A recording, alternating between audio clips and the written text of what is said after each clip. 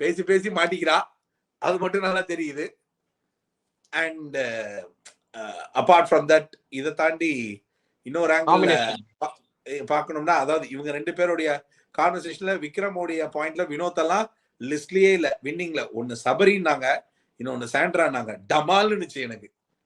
நீ சபரிய சொன்னதுல லாஜிக் இருக்கு, சாண்ட்ரா சொன்னதுக்கு லாஜிக் இருக்கு பத்தியா?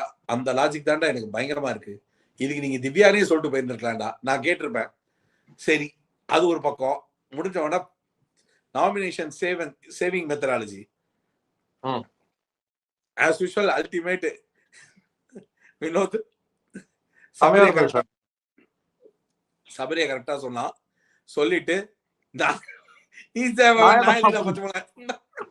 அதோட அவர் பாடின பாட்டை கவனிச்சிங்களா? வெளியே வரும்போது ஒரு பாட்டு பாடினார்ல, சூப்பர் சார். அதுதான்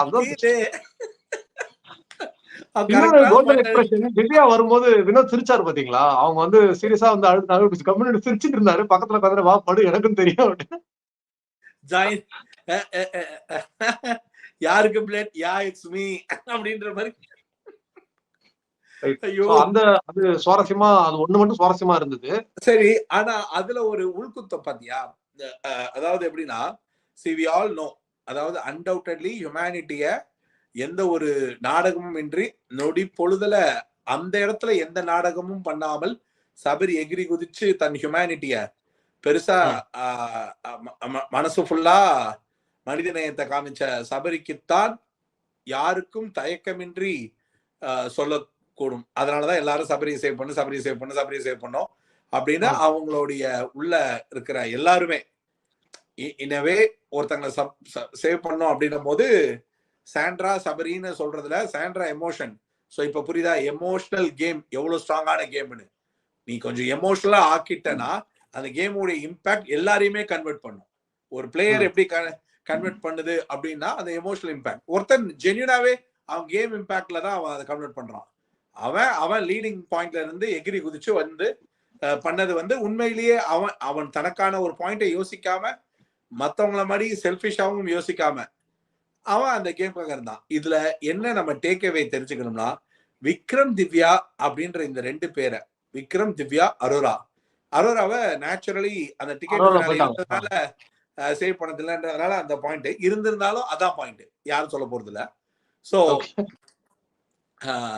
சில சேவ் பண்ணணும் அப்படின்னு சொல்றதுல விக்ரம் திவ்யாவை யார் வாயிலையும் தவறுதலா கூட வரல. நம்பர் 1. நம்பர் 2, இவங்க எல்லாருமா சேர்ந்து சபரிக்கு ஒரு இன்வர்ட் ப்ரொமோட்டிங் நல்லா கன்வெர்ட் பண்ணாங்க. இல்லைனாலும் அவன் டிசர்வ்டு தான். இருந்தாலும் என்ன மாதிரியான டிசர்வ்டுனா, இப்ப இவங்க ஒண்ணு செட் பண்றாங்கல்ல அந்த இம்பாக்ட், அது என்ன பொசிஷனுக்குன்ற இம்பாக்ட் தான். டிக்கெட் டு ஃபினாலில ஒரு பொசிஷன் இருக்குல்ல, அந்த பொசிஷனுக்கான இம்பாக்ட் தான்.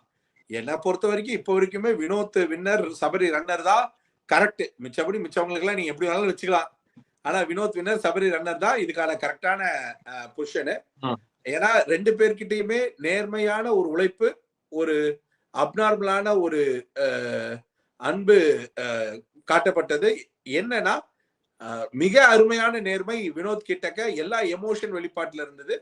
அது வந்து சபரி ஒவ்வொரு சில இடத்துல வந்து ரொம்ப நல்லவனா இருக்கிற அந்த ஒரு விஷயம் வந்து அவனுடைய கிராஃப வந்து ரொம்ப டிஸ்டர்ப் பண்ணுச்சு. பட் இறைவனருள் எப்பவுமே இருக்கிற அதே வகைதான். அதாவது சபரிக்காக யோசிச்சதுன்னு இல்ல, யோசிச்சதுனால சபரிக்கு செட் ஆகுது. அதாவது எப்படின்னா பாகுபலியில வர சீன் தான். ஒருத்தன் கட கட கட கட கடன்னு எல்லார் தலையும் வெட்டிக்கிட்டு கட கட கடன்னு முன்னாடி போறது ஒருத்தன். அதாவது 100 பேர் அடிக்கிறவன் வீரன் இல்ல, தன்னை நம்புறவங்கள ஒருத்தரை காப்பாத்துறவன் தான் வீரன். சபரி வீரன்னு 80 நாள் 90 நாள்ல காமிக்கல, 91வது நாள் அந்த வீட்டுல ஒரு நல்லவன், ஒரு வீரன், ஒரு நேர்மையானவன் அப்படின்னு அந்த ஒரு இடத்துல அந்த நேர்மைக்கான வெற்றி தான் சபரிக்கான வெற்றி. இன்னைக்கு எல்லாரும் சேவ் பண்ணும்னு சொல்லக்கூடிய அந்த இடம் அதற்கான இடம். பட் இந்த ஷோவோட கான்ட்ரிபியூஷன் பார்த்தனா உண்மையிலேயே ஜென்யூனா அவனுக்கு இந்த ஷோல அவனுடைய இம்பாக்ட் வந்து அதர் தேன் ஜென்யூனிட்டி ஆஃப் ஒரு மேன்கைண்டும் ஹியூமனிட்டியை தவிர இந்த ஷோக்கான பங்களிப்பா எந்த இடத்துலையுமே இல்லை. அதர் தேன் அந்த பங்களிப்போடைய பிரதிபலிப்பு ஒரு நல்ல விதமான பல பேருடைய விஷயத்துக்குள்ள உள்ள போனதுதான் அதோட point. So that is number 1. Number 2 என்னன்னா, அதாவது சபரி இல்லாம சேவ் பண்ணப்பட்ட சாண்ட்ராக்காக சொல்லப்பட்ட விஷயங்கள் அப்படி ஒருத்தங்களுக்கு வந்து இந்த சார் பிக் ஆனா பாஸ் யாரும் சேவ் ஆகல. Narrative sorry sir. Sorry interrupt பண்றேன். யாரும் சேவ் ஆகல. இல்லடா அந்த சேவ்னு சொன்ன ரீசன் சொன்னது. Okay okay. அதுல அடுத்ததா சொல்லப்படுற சாண்ட்ரா சாண்ட்ரா. சபரிக்கு அப்புறம் சாண்ட்ரா சொல்லப்படுற காரணம் ஒண்ணுதான். அதுல அரோரா சொன்ன காரணம் தான் எனக்கு ஹை இம்பாக்ட் ஆஃப் காமெடி. ஏன்னா அதாவது அவங்க வந்து இந்த வீட்டு பிக் பாஸ் ஹவுஸ்ன்றது ஒரு ஒரு ஒரு ஒரு ஒரு என்ன சொல்றது, ஒரு பொக்கிஷம், ஒரு பெட்டகம், ஒரு உனக்கு டிக்கெட் ஃபைனல் கொடுத்துட்டாங்களே, இதுக்கு மேலேயும் அதுக்கு மாதிரி நீ எக்ஸ்ட்ராவா வாசிச்சுட்டு இருக்க நீ டாப் 5ல இருக்க அப்படின்னு சொல்லி சாண்ட்ராக்கு அவங்க செட் பண்ண நரேட்டிவ் எல்லாம் நல்லா உட்கார்ந்து நல்லா கேட்டுட்டு நீ ரொம்ப பெர்ஃபார்ம் பண்ற, அது இவ்வளவு போதும் கிளம்பிடு அப்படின்னு சொல்லிட்டாங்க. சாண்ட்ரா வந்து நேச்சுரலி சபரியை சொன்னா ஆச்சரியப்படுறதுக்கு இல்ல, இவங்க சொன்னா ஆச்சரியப்படுறதுக்கு இல்ல. ஏன்னா அவங்க 2 பேரும் அந்த பேனிக்கான சிச்சுவேஷனுக்கு ரியாக்ட் பண்ணதுல கரெக்டான ரியாக்ஷன் தான். அந்த அந்த நேரத்துக்கு என்ன முடிவு எடுக்கணுமோ, சோ அப்படிப்பட்ட அந்த 2 பேர் தான் நேர்மையா சொல்ல முடியுமே தவிர, ஜெனரலா அவங்களுக்கும் இவங்க 2 பேரை தவிர வேற சாய்ஸ்க்கு போறதுக்கு அவங்களுக்கும் இன்ட்ரெஸ்ட் எல்லாம் பெருசா இல்ல. திவ்யா, அரோரா அதெல்லாம் வந்து என்ன வேணா இருக்கலாம். ஆனா அவங்களுக்கு அதுல பெரிய இன்ட்ரெஸ்ட் இல்லைன்றது மட்டும் எனக்கு நல்லா தெரியும். சோ இந்த பர்டிகுலர் பார்ட் முடிஞ்சுச்சா? இட்ஸ் அ வெரி இன்ட்ரெஸ்டிங் பார்ட்டா. இது ரொம்ப கோலாகலமா அப்படியே பிக் பாஸ் இவங்க கூட இணக்கமா விளையாண்டுட்டு இருக்காரா, இந்த சீன் முடிஞ்சு போச்சு. அப்போ வாட் நெக்ஸ்ட்? சண்டை ஒண்ணு போடணும். இட்ஸ் டைம் ஃபார் ஆர் இனி டிக்டாக் எல்லாம் அந்த பாட்டு சாங் போட்டாங்களா வந்து அழகு டோலினி அப்படின்னு எல்லாம் விக்ரம் அப்போ ஒரு ரியாக்ஷன் கொடுத்தான், சபரி ஒரு ரியாக்ஷன் கொடுத்தான். அவங்களுக்கு அப்ப புரியல, பிளாஸ்மா டிவிக்குள்ள உட்கார்ந்து அப்போ புரிஞ்சுது.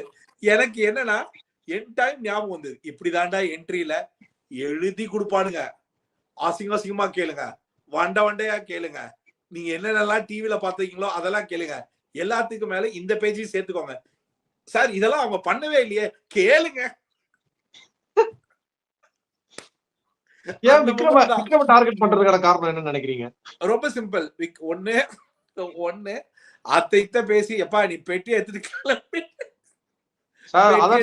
அவனே எடுக்கிற ஐடியால தான் இருக்கான். இல்ல கேளு, அப்படி இல்ல அப்படின்னா பயங்கரமா அவனை நீ நவுத்துற.